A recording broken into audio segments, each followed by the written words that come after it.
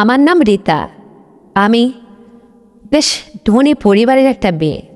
আমার বাবার অনেক অর্থ সম্পত্তি ছিল, তবু আমি গ্রামের একটা সহজ সরল দিনমজুরি খেটে খাওয়া গরিব মানুষের ছেলেকে ভালোবেসে বিয়ে করেছিলাম। কিন্তু আমার স্বামী বিয়ের একটা বছর না যেতেই কাজের থেকে বাড়িতে ফেরার পথে রোড অ্যাক্সিডেন্টে অকালে প্রাণ চলে যায়। কিন্তু আমার সুদর্শন একটা ভাসুর ছিল, অর্থাৎ আমার স্বামীর বড় ভাই।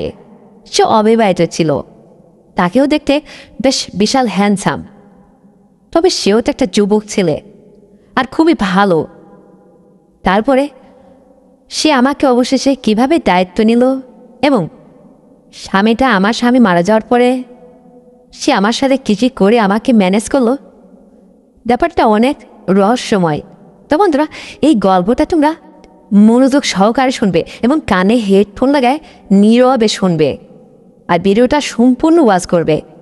তাহলে বন্ধুরা তোমরা অনেক মজা পাবে আর অনেক বিনোদনও পাবে। তো চলো দেরি না করে আজকের সেই আকর্ষণীয় গল্পটা তোমাদের মাঝে পরিবেশন করি। তো বন্ধুরা, আমার নাম রীতা। আমি গ্রামের এক বিশাল ধনী পরিবারের মেয়ে। আমি কলেজ অবধি লেখাপড়া করার পরে যখন আমার বিয়ের বয়স হলো, কিন্তু বাবা মা আমাকে তো যেখানে সেখানে বিয়ে দেবে না। তাদের বিয়ে দেওয়ার কথা ছিল, বেশ তাদের স্ট্যাটাস ঠিক এই লেভেলের। কিন্তু আমি যেন আমার নিজের ভাগ্যটাকে হাতে তুলে নিলাম। আমি কলেজে পড়াশোনা করতাম, পাশাপাশি আমার স্বামী গরিব মানুষের ছেলে, একটা ভাঙা সাইকেল আর ওই রাজমিস্ত্রির কাজ করতো পাশের বিল্ডিংয়ে। কিন্তু ছেলেটা দেখতে দিন মজুর খেটে খাওয়া মানুষ হলে কী হবে, আমি ঘৃণা করিনি তাকে। আমি একটা স্বাভাবিক মানুষ হিসেবেই দেখেছি। কিন্তু ওর চোখে মুখে অনেক ভালোবাসা, ওর তাকানোর মধ্যে অনেক ভাব ছিল। আর ছেলেটা বেশ সুন্দর ছিল, খুব হ্যান্ডসাম। কিন্তু ছেলেটার দুর্ভাগ্য গরিব ঘরে জন্ম নিয়েছে, তাই তো সে দিনমজুরি মানুষ, খেটে খাওয়া মানুষ। আর আমি একটা ধনী লোকের মেয়ে, কলেজে পড়াশোনা করি। আমার চেহারা সুরত তো তোমরা দেখতেই পাচ্ছ, কোনো কিছুতেই তো আমি কম না। তবে আমার মধ্যে তো কোনো আত্মবোধ অহংকার কোনো কিছু নেই। আমি ছেলেটাকে এক নিমেষেই ভাব জমিয়ে ভালোবাসতে শুরু করলাম। ছেলেটা বেশ সাহসী হয়েছিল। হঠাৎ করে একদিন ওদের ওই গ্রুপটাকে আমাদের বাড়িতে একটা কাজের জন্য ডাকলাম। তারপরে কাজ বুঝিয়ে দিলাম। জাস্ট 10-15 দিনের কাজ ছিল। ওরা আমার বাড়িতে কাজ করতে করতে ছেলেটার সাথে আমার বেশ ভাব হয়ে যায়, কথা কন্ট্যাক্ট অনেক কিছু লেনদেন হয়ে যায়। তারপরে আমি পড়াশোনা করতে করতে হঠাৎ ছেলেটার হাত ধরে আমি বাড়ি থেকে চলে যাই, বাবা মাকে না জানিয়ে। কারণ আমার বাবা মা কখনো এই গরিব সাধারণ ফ্যামিলিতে আমাকে তো বিয়ে দেবেই না, তাদের আমি একটা মাত্র মেয়ে। আমাকে নিয়ে তাদেরও তো কত ভাব আহ্লাদ আছে, তাই না? কিন্তু আমি আসলে একটা স্বাভাবিক মনে, সরল মনে মানুষ হয়ে মানুষকে ভালোবেসেছি। এখানে কোনো ধনী গরিব কোনো ভেদাভেদ আমি রাখিনি। তারপরে তাকে বিয়ে করে সংসার করতে লাগলাম।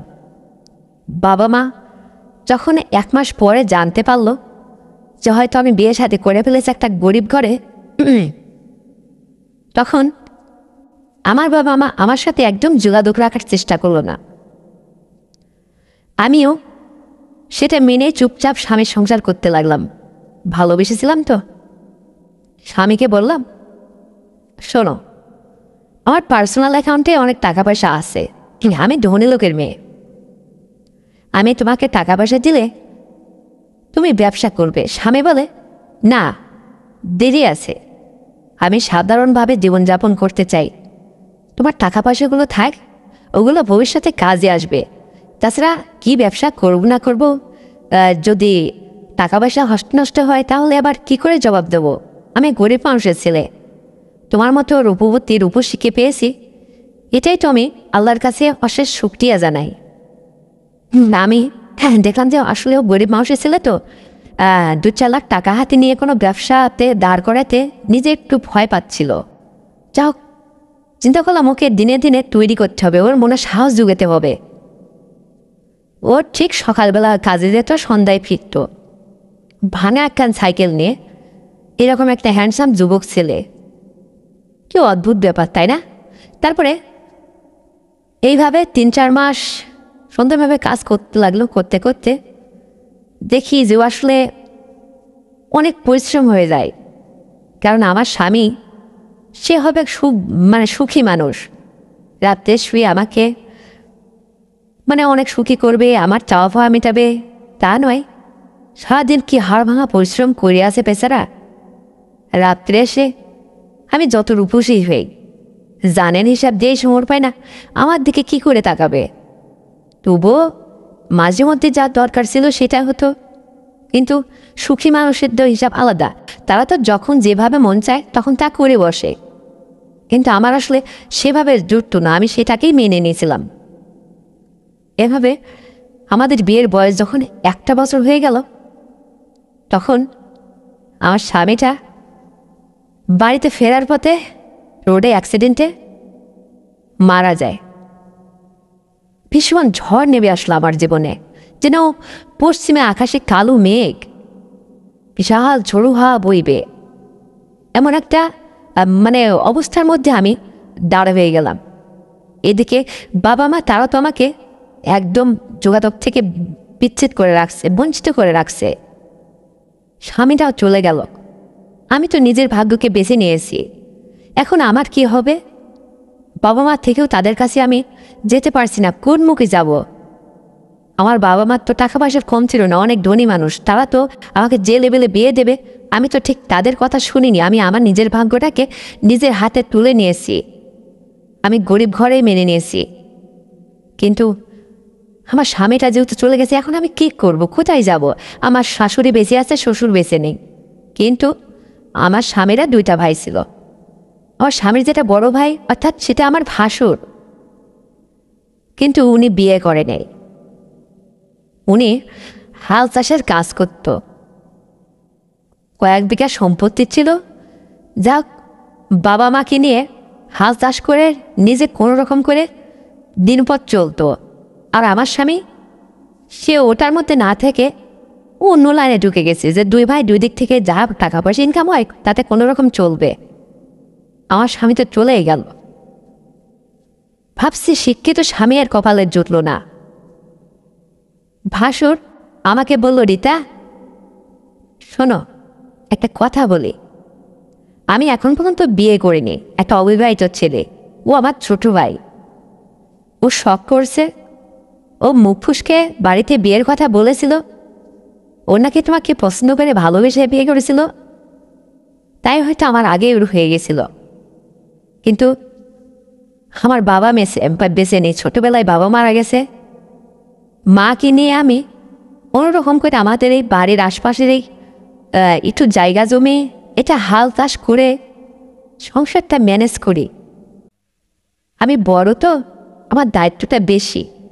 যা হোক, আমি এখনও সংসার জীবনে পা রাখিনি, পরের মেয়েকে গড়ে আনার স্বপ্নটাও দেখছি না। কিন্তু তুমি নাকি শুনেছি যে তোমার বাবা মার সাথে একদম সম্পর্কে বিচ্ছেদ হয়ে আসো, তারা কোনো যোগাযোগ রাখে না। আমার ভাইটাও অকালে ঝরে গেল। ভাবছে তোমার কি হবে, তুমি কোথায় যাবে? তুমি তো বুক ভরা আশা নিয়ে আমাদের এই গরিব ফ্যামিলিতে আসছিলে, তুমি একটা ধনী লোকের বিয়ে। কিন্তু তুমি বড় স্বপ্ন না দেখে তুমি মানুষকে ভালোবেসেছ, তুমি একটা সত্যিকারের মানুষ। তাই বলে কি রীতা, যদি কিছু মনে না করো, এখন বলতেও সাহস পাই না আমি গরিব মানুষের ছেলে, কেমন করে তোমার দিকে হাত বাড়াই, তবে তোমার ভালোর জন্য বলছি। তুমি তো 1 পায়ের উপরে দাঁড়াওছে, 1 খুঁটির উপরে, যেন কোনো রকম বাতাস হলে দুল দুল করে নড়বড় করে, ঠিক এই অবস্থাতে তুমি আসো। তাই বলি, যদি তোমার সারাটা জীবনের দায়িত্ব আমি নিতাম তাহলে বিষয়টা কেমন হয়? তখন আমি বললাম, আপনি যেটা বলছেন এটা আসলে অগ্রাহ্য না, কথাটা ঠিক মানানসই কথা, কিন্তু আপনি যদি আপত্তি করেন, আমার দিক দিয়ে আমি কি বলবো, দেখেন ভাই, আসলে কি বলবো, আমার বাবা মাকে আমি উপেক্ষা করি, আপনার ভাইয়ের হাত ধরে আমি চলে এসে বিয়ে করে আপনাদের সংসারে পড়ে আসি। আমি নিজে একজন সঠিক মানুষ চেয়েছিলাম। আমি টাকা পয়সায় হিসেব করিনি। আমার বাবার অনেক টাকা, লক্ষ লক্ষ টাকা, আমি কোনো গর্ব করে সেভাবে চলিনি। আজকে তো আমার আপনাদের মতো এরকম গরিব দুস্থ ফ্যামিলিতে থাকার কথা না। আমি থাকবো, আমার স্বামীর প্রাইভেট কার থাকবে, বড় বিজনেস থাকবে, সেই ফ্যামিলিতে। কিন্তু আমি টাকা পয়সা আর অর্থ আভিজাত্যের অহংকার না করে আমি সঠিক মানুষ হয়ে একটা মানুষকে ভালোবেসেছিলাম। আসলেও মানুষ কিনা, ওর মন আছে কিনা, তাই হয়তো আপনার ছোট ভাইকে আমি বিয়ে করেছিলাম ভালোবেসে। কিন্তু এই একই কারণে আমার বাবা মা আমার থেকে সম্পর্কটা যেন একদম মুছে ফেলছে। মানে যোগাযোগ বন্ধ, তাদের কাছে দাঁড়ানোর মতো আমার কোনো মুখ নেই। আমি কোন মুখে তাদের সামনে গিয়ে দাঁড়াবো? কিন্তু আমার স্বামীটাও চলে গেছে, এখন আমি কি করব? আপনি ডিসিশন নিন, আপনি আমাকে যা বলবেন আমি তাই মেনে নেব। কারণ এখনও সব কিছু শেষ হয়ে যায়নি।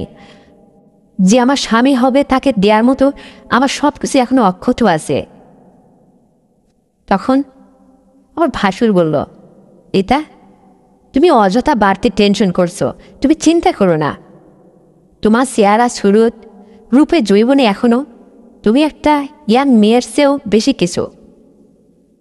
তোমার মতো মেয়েকে আমি বিয়ে করতে পারলো তো সেটা আমার ভাগ্য। তাছাড়া আমি তো সেটা ভাবছি না, আমি চাচ্ছিলাম যে তোমার যে বর্তমান দুঃসময়টা যাচ্ছে, তুমি যে একটা ইতিম মেয়ে, মানে বাবা মা থেকেও তাদের কাছ থেকে তুমি আলাদা। আমারও বাবা বেঁচে নেই যাকে তুমি বাবা বলবে। শ্বশুরকে তো মানুষ বাবা বলে ডাকে। আবার আমার ভাইটা অকালে চলে গেল, হায়াত মকুত কখনকার আছে ওটা আর কেউ জানে না। তাই বলি, যদি আমি তোমাকে যেটা বললাম রাজি থাকো তাহলে আর দেরি নয়, তোমাকে বিয়ে করে আমি বইয়ের স্বীকৃতি দিতে চাই। তখন আমি বললাম, আল্লাহ তুমিই সব বিচার করে ফেলো। হয়তো আমার জন্যই আমার স্বামীর বড় ভাই অর্থাৎ আমার ভাসুর, তাকে তুমি অবিবাহিত রাখছিলে, তা না হলে আজকের দিনে আমি কোথায় যেতাম, কি হতোটা আমার। তারপরে ভাসুরের সাথে আমার বিয়ে হয়ে গেল, সংসার করতে লাগলাম। তারপরে এক পর্যায়ে ভাসুরকে যখন সে আবার স্বামী হয়ে গেল, তখন ওকে আমি বললাম, দেখো আমার ব্যাংকে কয়েক লক্ষ টাকা আছে নিজের পার্সোনাল অ্যাকাউন্টে। যদি তোমাকে এই হাল বলদের চাষ করা কাজ থেকে একটু স্বাভাবিক জীবনযাপন করার সুযোগ দিয়ে তুমি কি পারবে? তখন আমার স্বামী বলল, সে তা করতে তো অনেক টাকা পয়সার দরকার। তাছাড়া শহরে একটা দোকানপাট নিয়ে একটা ব্যবসা দাঁড় করাতে, না না, এটা সম্ভব না। আমাদের বাড়ির আশেপাশে যতটুকু জায়গা জমি আছে, এটা আসলে আমাদের ভবিষ্যৎ। এটা আমাদের মায়ের মতো, মাতৃত্বর সাথে মিশে আছে। সেখানে আমরা ফসল ফলায় তো নুন ভাত আমরা খেয়ে বাঁচি। কিন্তু সেটাকে তো বিক্রি করলে যে টাকা হবে, তাতে যদি ব্যবসায় লস হয়ে যায় তাহলে তো আমরা একদম পথে বসে যাব। তখন আমি বললাম, দেখো তোমাকে ওই জায়গা জমি বিক্রি করতে হবে না, আমার টাকা আছে, আমি তোমাকে টাকা দেব, যত টাকা লাগে আমি দেব। তুমি শহরে গিয়ে সুন্দর একটা ব্যবসা পরিপাটি দেখো না, চেষ্টা করে দাঁড় করাও, নিজের বুদ্ধি খাটিয়ে। তুমি মুখ্য সুখ্য মানে হলেও তো দেখে মনে হয় স্মার্ট, পারবে তুমি। তোমার ছোট ভাইকে বলেছিলাম, সে ইতিপূর্বে তোমার মতো একই কথা বলছে, ভয় পায়। তার মানে একটা সহজ সরল মানুষের চিহ্নটাই হচ্ছে এইটিক। আর যদি তুমি বাজে হতে, বাটপার হতে, তাহলে এক কথায় তুমি রাজি হইতে যে আমার কাছ থেকে টাকা পয়সাগুলো হাতিয়ে নেওয়ার জন্য।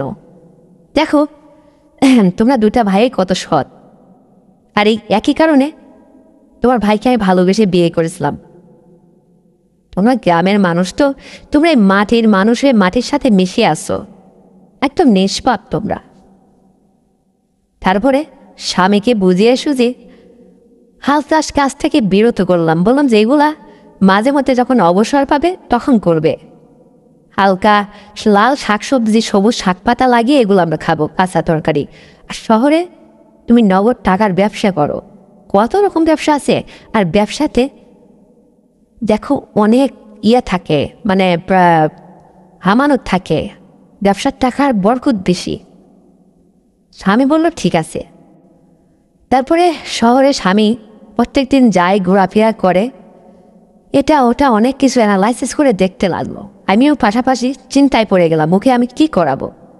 তারপরে সিট কাপড়ের দোকান করে দিলাম, ছোট্ট একটা দোকান, ছোট্ট করে ব্যবসাটা শুরু করলাম। প্রথমে অল্প টাকা ইনভেস্ট করলাম, তো ব্যবসা করতে থাকুক, হালাল ব্যবসা। ও এক পর্যায়েও সততা আর ওর শ্রম ওর ব্যবসাকে 1 বছরের মাথায় অনেক বড় করে ফেলল। ও এখন বর্তমানে একটা পাইকারি মহাজন। ওর কাছ থেকে মানুষ খুচরো দামে কত কাপড় কিনে নিয়ে আসে। বেশ ভালো ব্যবসা ডেভেলপ করে ফেললো। আর ওর ইনকামের টাকায় খুব অল্প দিনের মধ্যে আমরা ধনী হয়ে গেলাম। শুধু আমার এই প্রসেসটা আর ওই সততা সব মিলে ওদের সঠিকভাবে কাজে লাগালো। তারপরে সংসার করতে লাগলাম, সংসারের আয় উন্নতি। আর স্বামীকে নিয়ে বেশ সুখেই ছিলাম। কিন্তু প্রথম স্বামী মারা যাওয়ার যে কষ্টটা, সেটার জন্য আমার ভাসুর যখন আমার জীবনের দায়িত্বটা নিয়ে বিয়ে করলো, তার আমি হালাল স্ত্রী হয়ে গেলাম, তখন যেন আমি পিছনের সমস্ত কষ্ট দুঃখ সব কিছুকে ভুলে গেলাম এক নিমেষে। তারপরে এইভাবে চলতে চলতে তখন আমি আরও মোটা হয়ে গেলাম, স্বাস্থ্যটা ভারী হয়ে গেল। আর আমার স্বামী সৎ তো, কোনো পান বিড়ি সিগারেট চা আজে বাজে কোনো বাজে নেশাই ছিল না। একটা সঠিক মানুষ। ওর মধ্যে বউকে দেওয়ার মতো ক্ষমতা আর 5টা ছেলের চেয়ে একটু বেশিই ছিল, কারণ ওর মধ্যে কোনো ক্ষয় নেই, একটা সঠিক মানুষ। তারপরে বন্ধুরা, ওকে দিয়ে যে আমার হতো না, মানে আমার প্রাণটা জুড়িয়ে যেত। আজকে আমি যদি আমার বাবার টাকার অহংকারে যদি একটা ধনী ছেলেকে বিয়ে করতাম, সেই ছেলে তার বাবার টাকার গরমে হয়তো কোনো নেশাবান করতো, কোনো কিছু ড্রিঙ্ক করতো, তার যৌবন, তার পুরুষত্ব সব কিছুকে সে বিরক্ত করে দিয়ে ফেলতো। বউকে দেওয়ার মতো তার কোনো বাজার থাকতো না। আজকাল তো তাই হয়েছে, বউয়ের কাছে আসার জন্য তাকে আলাদা কোনো কিছু সহযোগিতা নিতে হয়। অথচ উপরওয়ালা প্রত্যেকটা মানুষকে সমানভাবে দান করছে, কিন্তু তারা নিজেরাই তাদের চরিত্র এলোমেলোর কারণে গোপনে গোপনে ক্ষয় করে ফেলে। কিন্তু সঠিক সময়ে, বাস্তব সময়ে তার বউকে যখন, এটা সম্পূর্ণ তার বউয়ের নিজের অধিকার, তার বউ যখন তার নিজের অধিকারকে স্বামীর কাছ থেকে আদায় করতে চায়, তখন বউয়ের ইচ্ছাটাকে পূরণ করতে তার কত কিছু সহযোগিতা নিতে হয়, ডিসপেন্সারিতে যেতে হয়, হারবাল খেতে হয়। আরে বাবা, আজকে যদি এই সমস্ত কিছু এই দেশ থেকে, সমাজ থেকে যদি বিতাড়িত হয়ে যায়, নিঃশেষ হয়ে যায়, তাহলে তোমরা কি, তোমাদের বউ কি একটা ঘরে থাকবে? সবই তো বাবার বাড়ি পালাবে। লজ্জা করে না উপরওয়ালার দেওয়া সম্পদকে নষ্ট করতে? সবাই টিকিয়ে রাখবে। আমি বলি, তোমাকে উপরওয়ালা যা দিয়েছে, আর যেটা তোমার স্ত্রীর হক, তুমি অযথা সেটা অপ্রয়োজনে ক্ষয় করো না, নষ্ট করো না। যেমন আমার স্বামীকে চাক্ষুষ প্রমাণ, সে যেমনি উঁচু লম্বা চওড়া, তেমনি একটা সঠিক, একদম সহজ সরল একটা নিরিবিল মানুষ। যেন একটা মাটির মতো মানুষ, তার মধ্যে একদম নির্ভেজাল, কোনো ভেজাল নেই। কিন্তু দাম্পত্য জীবনে একটা স্বামী যখন বউকে রাতের সুখ দিতে লাগে, তার কাছে অপূর্ণতা বলে কোনো জিনিস নেই। তার সব কিছু মিলে কি বলবো, আমি একদম যেন পেরেই উঠি না, আমি মহা সুখে ছিলাম। আমাদের সে নতুন খাট বাবা 6 মাস যেতে না যেতে কি নড়বড়ে হয়ে গেল। যাক বন্ধুরা, সব মিলে স্বামীর সাথে আমি দাম্পত্য জীবনে খুব শিখেছিলাম, খুবই সুখী ছিলাম। তারপর যখন আমার স্বামী বাড়ি গাড়ি এবং গ্যাং ব্যালেন্স সব কিছু, মানে অনেক কিছু করে ফেললো, তখন হঠাৎ আমার স্বামীকে আমার বাবা চিনতো না। ব্যবসার সোর্স জুড়ে আমার স্বামীর সাথে আমার বাবার অনেক খাতে তৈরি হয়ে যায়। কারণ আমার বাবারও এরকম পাইকারি ব্যবসা ছিল সিট কাপড়ের শহরে। বাবার আরও অন্য ব্যবসা আছে, কিন্তু আমার স্বামীর যত সিট কাপড়ের পাইকারি দোকান, এই ব্যবসায়িক হিসাবে ব্যবসায়িকের এই ব্যবসার সোর্স আমার বাবার সাথে একটা সুসম্পর্ক এবং লক্ষ লক্ষ টাকা লেনদেন হতো, কিন্তু জানতো না এটা তার জামাই বা এটা তার মেয়ের স্বামী। এক পর্যায়ে যখন তার বাড়িতে কোনো একটা অনুষ্ঠানে দাওয়াত করে, আমার স্বামী বলে না, বলে যে আমাদের একটা ব্যবসায়িক মানুষ, সে আমাদেরই মতোই পাইকারি ব্যবসায়িক, বড় ব্যবসায়িক, সে দাওয়াত করেছে, শুক্রবারে সেখানে যেতে হবে, আমাকে তৈরি হতে বলল।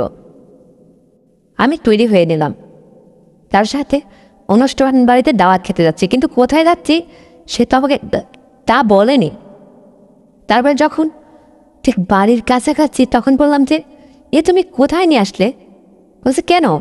ওই যে বিল্ডিংটা দেখছো 3 তলা, ওই বিল্ডিংটাই হচ্ছে আমাকে যে দাওয়াত করছে আমাদের যে পার্টনার ব্যবসার, ওনার বাড়ি। আমি তখন বললাম আর এক পাও আগাবে না, তুমি এখানেই দাঁড়িয়ে পড়ো। তুমি কার বাড়িতে যাচ্ছ জানো? বলছে কেন রিতা, কার বাড়ি এটা? আমি বললাম সব তোমাকে বাড়িতে গিয়ে বলবো, খুব দ্রুত এখান থেকে আমাকে বাড়িতে নিয়ে চলো। বলছে না না, তার বাড়িতে সে কয়েকবার করে আমাকে দাওয়াত করছে, কাছে এসে তো বলছে, হাত ধরে বলে গেছে অনুরোধ করে, বলছে আপনাকে যেতে হবে, আবার মোবাইলও বলছে।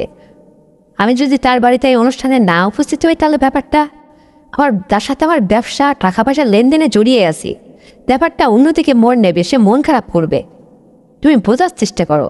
আমি তখন বললাম দেখো তুমি আমার স্বামী, আর যে ওই তোমাকে দাওয়াত করে এভাবে আহ্বান করছে তোমাদের যে ব্যবসার পার্টনার, তুমি বলছো যে একজন বড় ব্যবসায়িক, উনি আমার বাবা। ওই 3 তলা বাড়িটা আমি, আর ওই 2 তলাটায় আমি থাকতাম, আমি তাদের একটাই মেয়ে। বলছে বলো কি তুমি রিতা, সত্যি বলছো তুমি? ওইটা তোমার বাবার, ওইটা তোমাদের বাড়ি? আমি বললাম যে জি। তুমি না বুঝে না জেনে, তোমার আর কি দোষ করবো, তোমাকে তো দাওয়াত করছে, তুমি যাচ্ছ, তুমি তো চেনো না, কিন্তু এখন যেহেতু বুঝতে পারছো ওটা তোমার শ্বশুর আর ওটা আমার বাবার বাড়ি, এখন তো তুমি নিশ্চয় আর সেখানে যাবে না, যেহেতু তারা আমাকে মেনে নেয়নি।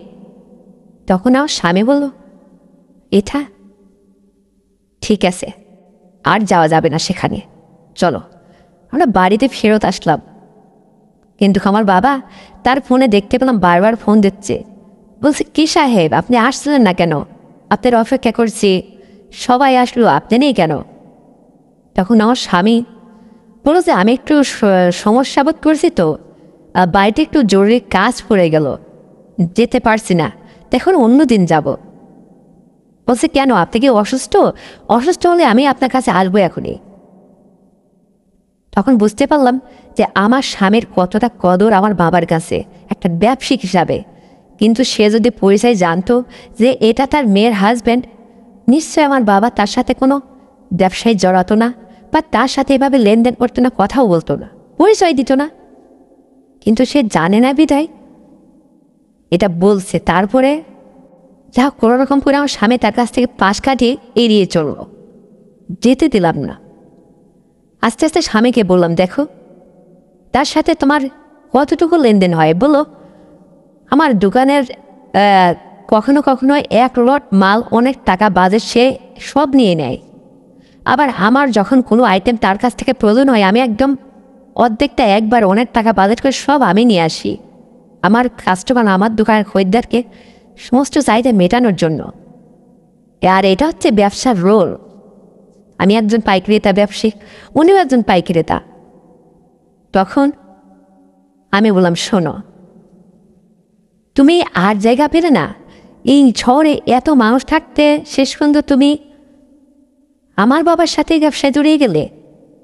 তখন আমার স্বামী বলল দেখো রিতা, আসলে ব্যাপারটা ওরকম না, আমি তো আর চিনতাম না যে এটা তোমার বাবা, কিন্তু সর্বপ্রথমে উনি তো আমাকে সুযোগ দিয়েছিল, তাই তো আজকে এই ছোট্ট দোকান থেকে আজকে আমি এত বড় দোকানের মালিক, জায়গা জমি কিনে বাড়ি করলাম, বাড়ি গাড়ি ব্যাংক ব্যালেন্স কত কিছু হলো। আমি কি এখন তোমার বাবার চেয়ে কম? আমি তো চাইলে এখন এই শহরে 4 তলা বাড়ি করতে পারি ওইরকম একটা। তখন আমি বললাম শোনো, হ্যাঁ এখন তোমাকে নিয়ে আমার বাবার সামনে মাথা উঁচু করে আমি দাঁড়াতে পারবো, যে তোমার মতো একটা ধনী আমি তাকে বিয়ে করে একটা গরিব মানুষকে বিয়ে করে একটা ধনী মানুষ তৈরি করে নিয়েছি, আল্লাহ তাকে ধনী বানিয়েছে। তোমাকে নিয়ে আমি বুক ভরে গর্ব করে তার সামনে কথা বলতে পারবো, তবে এখনও দেরি আছে। এই বলে স্বামীকে বোঝালাম। স্বামী আস্তে আস্তে তার কাছ থেকে ব্যবসাটা গুটিয়ে নেওয়ার চেষ্টা করলো, কিন্তু আমার বাবা তাকে ছাড়ছে না। কারণ ব্যবসা আসলে এমনই জিনিস, একজনের সাথে একজনের সম্পর্ক না থাকলে বা লেনদেন না হলে ব্যবসা হয় না। তাই আমার স্বামীকে ওনার ভীষণ প্রয়োজন ছিল, কিন্তু হঠাৎ আমার স্বামী তার ম্যানেজারের মাধ্যম দিয়ে কথাটা জানিয়ে দেয় যে ওনাকে বলবেন আমি ওনার মেয়ের হাজব্যান্ড। আমার বাবা যখন এই কথাটা জানতে পারল, তখন আমার বাবা বেশ আয়োজন করে তাকে বাসায় নিয়ে গেছে। নিজে বিস্তারিত সব শুনছে, জীবনের হিস্টোরিটা শোনার পরে বাবার চোখেও নাকি অস্ত্র, মায়ের চোখেও অস্ত্র, জল, কান্নাকাটি। বলছে আমার মেয়ে আসলে আমার যে এত কোটি কোটি টাকা পয়সা, এত অর্থ সম্পত্তি, সেই অহংকারের আভিজাত্যে একদম আমার মেয়ে সে নিজেকে বদলায়নি। সে একটা মানুষ হিসাবে, সহজ সরল সঠিক মানুষ হিসাবে একটা মানুষকে ভালোবেসেছিল। এই কথাটাই একটা দিন আমাকে সে বলেছিল। আর একটা মানুষকেই সে নিজের প্রসেসটাই ঘুরে আজকে আমার মতো এরকম কোটিপতি বানিয়েও দেখিয়ে দিল। তাই আমরা এই সমাজের কোনো গরিব মানুষকে যেন অবহেলা অবজ্ঞা না করি, ঘৃণা না করি। আমি এই সমাজের যত টাকা মানুষই হই না কেন, গরিব দুষ্ট অসহায় মানুষের পাশে দাঁড়াবো, তাদেরকে মানুষ মনে করব। আমার জায়গায় তাদেরকেও ভাববো যে একদিন আমার বাবা, আমার দাদা অথবা আমি গরিব ছিলাম, আজকে হয়তো আমি ধনী, আর সব কিছু দেনিয়ে নেওয়ার মালিক ওই উপরালা একজন। তার উপর ভরসা করে চলতে হয়। আজকে তোমার কোটি কোটি টাকা আছে, কালকে উপরালা একটা তোমার গায়ের উপরে বিস্ফোরা দিয়ে এক নিমিষে কেড়ে নিতে পারে। তাই তোমরা বন্ধুরা অর্থ আর টাকা পয়সা আর টঙ্কার কেউ করে গরিব দুষ্ট মানুষকে অবহেলা অবজ্ঞা করবে না। এই সমাজের গরিব মানুষ, অসহায় মানুষ, তাদের মাথার উপরে তোমার এই ভালোবাসার হাতটা একটু রাখো, তাদের পাশে গিয়ে দাঁড়াও, মানুষকে মানুষ ভাবতে শিখো। তাহলে দেখবে উপরওয়ালা তোমাকে ভালোবেসে তোমার যা আছে তা আরও দ্বিগুণ করে দেবে, বাড়িয়ে দেবে, তোমার কোনোদিনও কমবে না। আর তোমার ওই শোভাকাঙ্ক্ষী হাতটা যদি একটা অসহায় মানুষের মাথার উপরে রাখো, দেখবে ও এক বেলার জন্য একটু সুখে থাকবে, ভালো থাকবে। তো বন্ধুরা, শেষ পর্যন্ত আমার বাবা মা, আমার স্বামী এবং আমার জীবনের হিস্টোরি শুনে সমস্ত কিছু খুব খুশি মনে মেনে নিল। আমরা সর্বপ্রথম নিজেরা তার কাছে ধরা দেইনি। বাবা মা তারা প্রাইভেট কারে করে আমাদের বাড়িতে সর্বপ্রথম কী আয়োজন করে আসলো। আমাকে এসে বুকে জড়িয়ে দিলে বাবা মা কান্নায় ভেঙে বলল মারে, আমরা টাকা পয়সা অর্থ আভিজাত্যের গরমে মানুষকে মানুষ মনে করিনি, শুধু টাকাওয়ালাকেই মানুষ মনে করেছে। যারা গরিব, যারা দিন মজুরি খেটে খাওয়া মানুষ, তাদেরকে আমরা মানুষ ভাবিনি। তাই তো সেদিন তোর ওই ভালোবাসাকে, তোর ওই পবিত্র ভালোবাসাকে আমরা মেনে নিতে পারছিলাম না। কারণ আমরা টাকা পয়সা, ধনী আর গরিবের ব্যবধান খুঁজেছিলাম সেদিন তোর ওই ভালোবাসার মাঝখানে। কিন্তু আজকে বুঝতে পারছি, আজকের যে সাধারণ একটা খেটে খাওয়া দিনমজুরি মানুষ, কালকে সে মুহূর্তে কোটিপতি হয়ে যেতে পারে। সেটা তুই প্রমাণ করে দেখিয়ে দিলে, আমাদের চোখের সামনে থেকে ছায়াটা তুই দূর করে দিছিস মা। আর তোর এই উজ্জ্বল এই দৃষ্টান্তটা আমাদের চোখের থেকে একটা অমানুষ থেকে মানুষ বানিয়ে দিয়েছে। তাই তোর এই কৃতকর্মের কাছে আমরা চিরকৃতজ্ঞ মা। তুই আমাদের মেয়ে, এটা এখন আমাদের গর্ব করে বলতে ইচ্ছে করছে। যা হোক, বাবা মা বেশ শেষ সময় আমাকে এবং আমার স্বামীকে খুব আদর যত্নে মেনে সম্মানের সাথে ও বাড়িতে এ বাড়িতে আসা যাওয়া যাতায়াত শুরু করলাম। কিন্তু মাঝখানে আসলে যাকে ভালোবেসে, যার হাত ধরে এই সংসারে আসলাম, যাকে আজকে এই প্রতিষ্ঠানে, এই পজিশনে দাঁড় করাবো, তার কপালে হারে সুখটা নেই, তাকে উপরালা উঠায় নিল।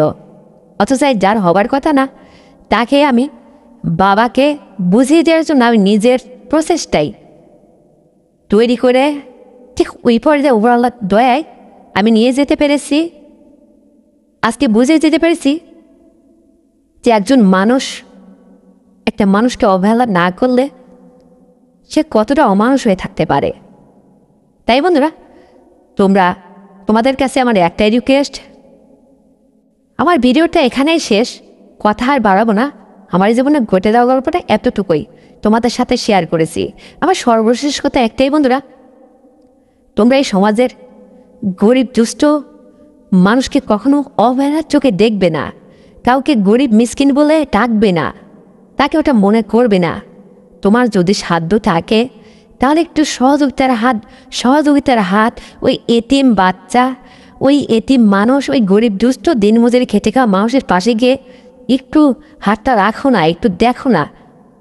তাহলে দেখবে উপরওয়ালা তোমার ধন সম্পদ থেকে একদম কমাবে না। তাহলে দেখবে এই পৃথিবীটার সবাই সুখী হবে। শুধু একটা কথাই মনে রাখবে বন্ধুরা, তুমি যেমনটা মানুষ, ও একটা মানুষ, এর মধ্যে কোনো পার্থক্য নেই। জাত বাত ধর্ম সব কিছু নির্বিশেষে সবাই আমরা মানুষ। কথাটা মনে করে নিজেকে কারো কাছ থেকে আলাদা করে দেখো না। তো বন্ধুরা, আমার এই গল্পটা আজ এ পর্যন্তই ছিল। তো এই গল্পটা শুনে যদি তোমাদের এখানটা ভালো লেগে থাকে তাহলে চ্যানেলটিকে এক্ষুনি সাবস্ক্রাইব করে দাও, আর এই ভিডিওটা শেয়ার করে অন্যকে দেখার সুযোগ করে দাও। আর হ্যাঁ বন্ধুরা, আর এইরকম সুন্দর বিনোদনমূলক ভিডিও পেতে আবারও চ্যানেলটিকে সাবস্ক্রাইব করে পাশেই থাকবে। ফিরছি আবারও আগামীকাল তোমাদের মাঝে। ততক্ষণে সবাই তোমার ভালো থাকবে, নিজের স্বাস্থ্যের যত্ন দেবে, তোমার পরিবারের খেয়াল রাখবে, আর তোমার ছোট্ট সন্তানকে সুশিক্ষায় শিক্ষিত করে গড়ে তোলার জন্য, ভবিষ্যৎটা উজ্জ্বল রাখার জন্য নিয়মিত স্কুলে পাঠাবে। এই প্রত্যাশায় আজ এ পর্যন্তই। আল্লাহ হাফেজ।